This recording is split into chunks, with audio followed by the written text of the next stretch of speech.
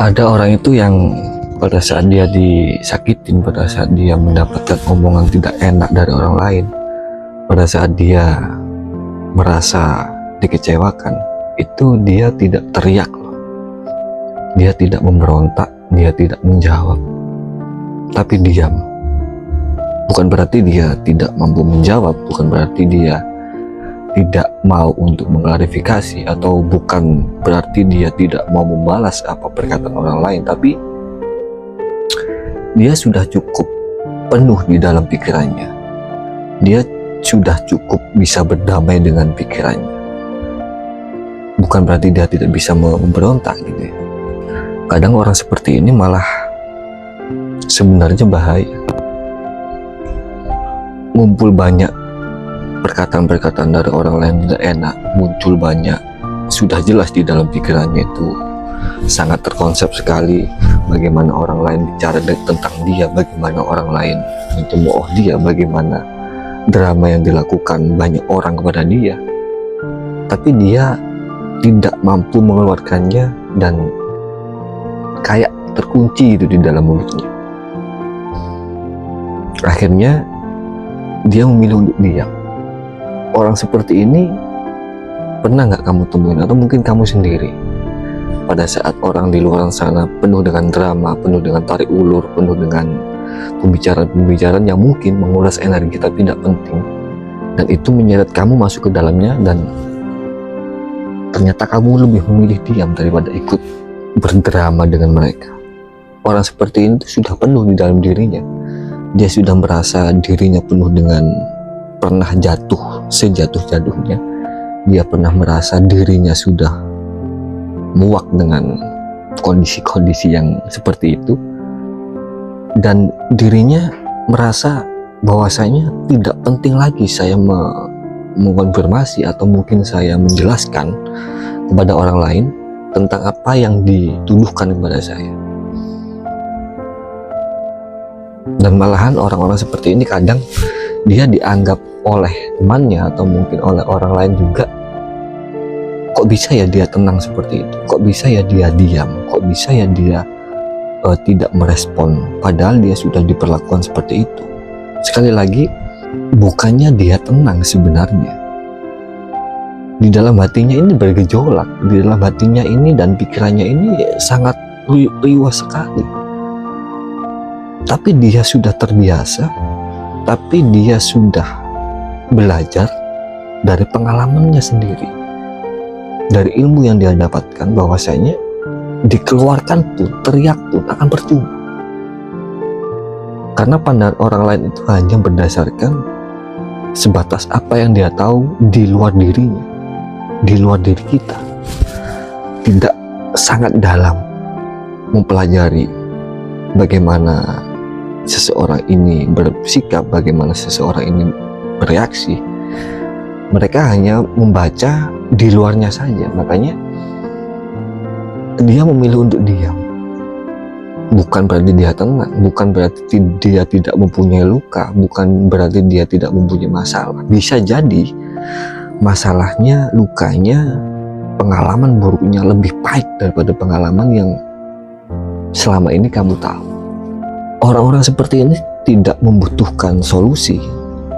Orang-orang seperti ini tidak membutuhkan tempat lagi untuk bercerita. Orang-orang seperti ini bahkan lebih cenderung menjauh dari pergaulan-pergaulan atau keadaan sosial yang itu memang penuh dengan drama, penuh dengan toksik, penuh dengan omong kosong gitu.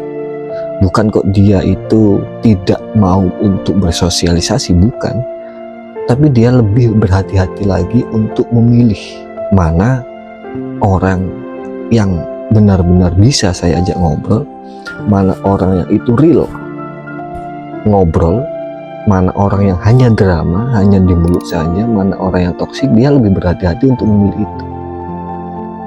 Diamnya dia itu bukan berarti dia tidak bisa ngomong. Sekali lagi, diamnya dia adalah dia sudah merasa capek dengan hal-hal yang selama ini dia rasakan, dengan hal-hal yang selama ini dia temukan di dalam kehidupannya. apapun yang dikatakan orang lain tentang dia, dia sudah tidak peduli lagi. Dia sudah tidak ingin menjawab, dia sudah tidak ingin mengkonfirmasi. Bahkan pada saat dia melakukan apapun itu, dia sudah tidak butuh validasi dari orang lain. Orang seperti ini bisa jadi pikirannya sangat ruwet sekali, hatinya sangat ruwet sekali. Bukan berarti lukanya sudah sembuh. Bisa jadi lukanya, dia sudah berdamai dengan dirinya, dia sudah terbiasa untuk menahan luka ini, menahan keribetan yang ada di dalam dirinya untuk tidak sampai keluar melewati mulutnya ini. Dia sudah terbiasa itu. Jadi bukan kok dia tidak mempunyai masalah, bukan kok dia tidak mempunyai luka, bukan kok dia baik-baik saja, bukan. Bisa jadi orang seperti ini malah sakitnya itu lebih sakit daripada yang kamu kira, hancurnya lebih sakit daripada yang kamu kira, lebih hancur lagi. Makanya dia memilih diam untuk tidak menambah beban yang ada di dalam dirinya. Dia memilih diam untuk bisa menjaga dirinya, menjaga vibrasinya, menjaga moodnya agar tetap terlihat baik di semua orang, agar tetap terlihat tenang di masyarakat atau di pergaulan. Dia menahan itu. Dia mencoba untuk tidak membuang energinya secara cuma-cuma, hanya untuk mendapatkan validasi orang lain, atau hanya untuk mengkonfirmasi bahwa yang diomongkan orang lain tidak seperti itu. Dia tidak mau,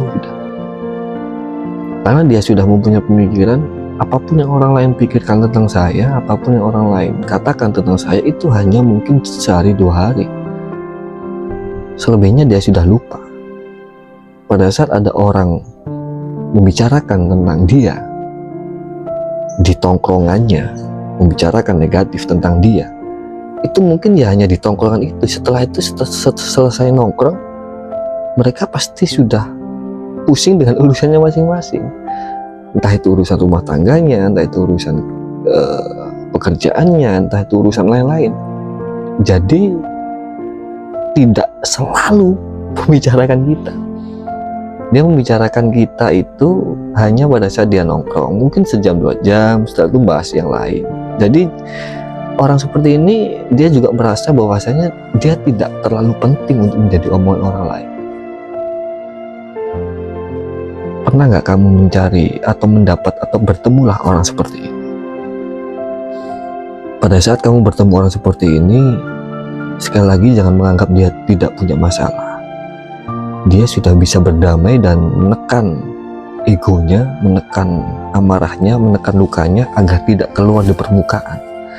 Jangan sampai nanti pada saat kamu bertemu orang seperti ini, kamu malah bilang, kamu enak nggak punya masalah, kamu bisa tenang ya, berarti kamu nggak punya masalah. Kehidupannya kelihatannya baik-baik saja nih, kamu terlihat tenang sekali. Jangan. Bisa jadi yang kamu katakan itu salah semuanya, karena dia benar-benar memendam rasa sakit, memendam luka, memendam kehancurannya sendiri tanpa orang lain tahu. Orang seperti ini sudah tidak membutuhkan orang lain untuk curhat, dan yang dibutuhkan orang seperti ini adalah hanya orang yang bisa menerima bahwasanya pada saat saya ngomong, saya bisa didengar oleh orang, dan orang lain tidak mengejar saya salah, tidak menyalahkan saya. Saya hanya butuh penerimaan. Hanya itu yang dibutuhkan orang seperti itu. Pada saat saya cerita, pada saat saya curhat, saya hanya butuh didengar dan diterima tanpa disalahkan dan sebagainya. Karena misalkan disalahkan juga, belum tentu yang menyalahkan itu benar. Otomatis kalau orang seperti ini sudah mau cerita ke kamu, bukan berarti kamu jago untuk memaksa dia bercerita, tapi kamu dipercaya dia untuk mau mendengarkannya, dan kamu dipilih sebagai orang yang bisa mensupport apapun yang sudah dilakukan tanpa mengejas itu salah. Dengan catatan, pada saat orang ini sudah bercerita ke kamu, jangan sekali-kali kamu membuatnya kecewa dan jangan sekali-kali kamu membohonginya. Karena sekali-kali kamu membuat dia kecewa atau membohonginya atau mungkin tidak jujur padanya, kamu akan hilang dari kehidupannya. Kamu akan di blacklist dari kehidupannya dan dia akan menghilang dari hadapanmu. Dia akan tertutup lagi denganmu. Jadi kalau misalkan kamu bertemu orang seperti ini, tolong hati-hati. Belum tentu yang terlihat di permukaannya dia tenang itu dia tidak menahan rasa sakit, rasa hancur yang luar biasa. Bukan berarti itu, belum tentu. Bisa jadi dia sudah berdamai dengan dirinya, dia sudah terbiasa menahan sakitnya, menahan egonya untuk tidak berkomentar. Dan kalau memang cerita ini ternyata kamu sendiri yang merasakan, pesan saya adalah kalau misalkan kamu masih kuat, silakan dilanjutkan. Jangan sampai kamu merasa diri kamu ini sendiri, jangan sampai kamu merasa diri kamu ini terlalu banyak masalah yang akhirnya tidak bersyukur. Tidak salah, tapi jangan sampai salah pengertian. Masih banyak orang yang menyayangimu, masih banyak orang yang peduli kepadamu, tapi mungkin belum ketemu saja orangnya. Dan jangan lupa bersyukur. Hubungannya dengan orang lain, hubungannya dengan dirimu, hubungannya dengan kinerja kamu, hubungannya dengan keluarga kamu, itu pasti masih ada yang bisa diperbaiki. Jadi jangan lupa bersyukur. Kalau kamu menemukan orang seperti ini, jangan sampai salah menasihati atau berkomentar. Kalau kamu sendiri yang merasakan seperti ini, jangan merasa kamu sendiri. Kamu bisa mencari lebih hati-hati lagi mana orang-orang yang memang benar-benar cocok untuk kamu bercerita dan sebagainya. Semoga video ini bermanfaat dan Assalamualaikum warahmatullahi wabarakatuh.